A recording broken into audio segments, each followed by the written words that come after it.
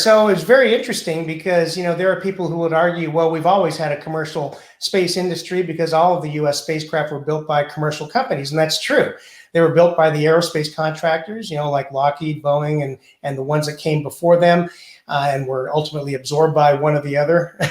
But what's different now is we have companies like SpaceX and Blue Origin and Virgin Galactic and, a few others who were started by visionary entrepreneurs who said, what, we're not, at least in the beginning, we're not going after government contracts. We are going to find other sources of funding. And in the case of Blue Origin, Jeff Bezos has been personally funding that for a number of years since its inception.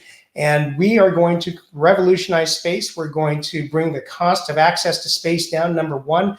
And then we've got, grand adventurous ideas. In the case of Elon Musk and SpaceX, he's always said that he started SpaceX because he wants to go to Mars. He wants to colonize Mars. He himself wants to live on Mars. And so he says everything that he's doing is going towards that goal. Jeff Bezos wants to create infrastructure in cislunar space, that is in the area between Earth orbit and the lunar orbit. And so he has a dream that he unveiled a few years ago of basically moving factories and colonies up into space and trying to free up more space on the Earth for people to live. And so complementary goals.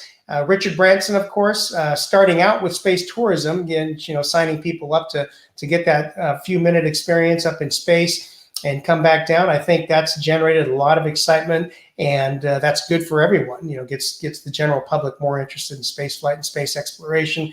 So 3 different entrepreneurs, 3 different goals. But SpaceX and Jeff Bezos's Blue Origin probably have the most overlap in that both are working on inexpensive, at least partially reusable rocket. In the case of SpaceX, of course, the Falcon 9, we've seen the successful recovery and reuse of first stages multiple times now. It's just kind of become routine almost, and that's helped to bring the cost of launching satellites down quite a bit. And so Jeff Bezos also working on at least partially reusable rockets, and Elon Musk now working on his Starship, which he says will be 100% reusable.